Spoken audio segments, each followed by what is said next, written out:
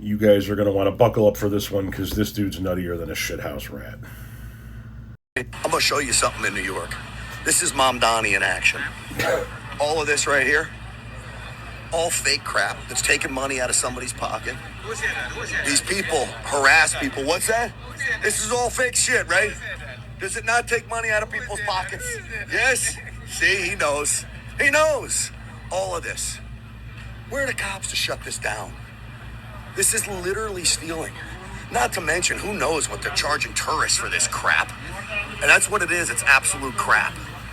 All lining up and down Broadway. You go up to Canal Street over here, you'll see it. Mamdani, your city has become an absolute shithole because of you. And this is literally taking advantage of people. 100%. See? They don't like to hear it. They don't like to hear it, but it's true. Where do we begin with this clip? Selling knockoffs on the streets in a major city happens every single day across the country and around the globe. It's not specific to New York, and it's definitely not specific to Mamdani's New York. It was going on before he became mayor, and it's going to be going on after he's no longer mayor. To say that this is a Mamdani thing is a display of complete and utter ignorance as to the history of major cities around the globe. And as my friend Daryl pointed out, if I could say, who's it stealing from exactly? Do you think the people that are actually going to go buy the most expensive handbags on the planet are going to find themselves walking along Broadway and going, ooh, I want this one. This knockoff that's being sold on the street. No, it's for the tourists.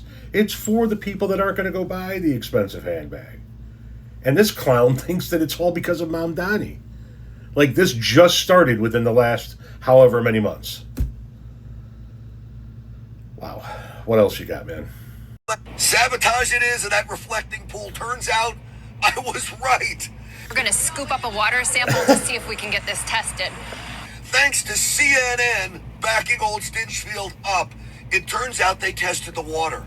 And in the water of that reflecting pool, that algae-ridden green reflecting pool, it was filled with phosphates. Where do phosphates come from?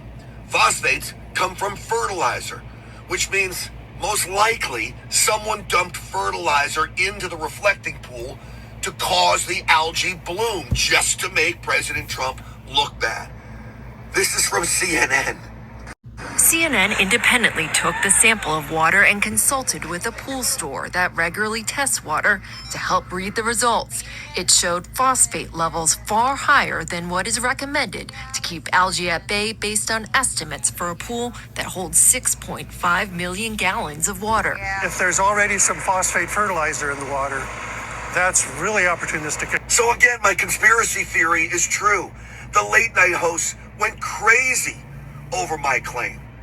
Which means that the people who believe in the MAGA agenda, people like right-wing radio host Grant Stinchfield, The gang from Real America's Voice is breaking out the Reynolds Wrap hats. There's algae in here again. I feel like it's sabotage. My God, the algae is working with Antifa. Give me a break. I told you something was up. I told you something was nefarious. And of all groups, CNN proved me right. Except they didn't. Phosphates occur naturally, and yes, it's in fertilizer, but then you got to treat the pool. Fertilizer is sprayed all over the place there, with all the landscaping, with all the lawn, with all of the grass around there. But then you got to treat the pool when phosphates get into it, something that the Trump administration clearly failed to do. But I'll tell you what, there's an easy way to prove this. That pool is under 24-hour surveillance. It has been for years. If somebody put phosphates in it, if somebody put fertilizer in it, you've got it on camera. Prove it. These people are batshit crazy.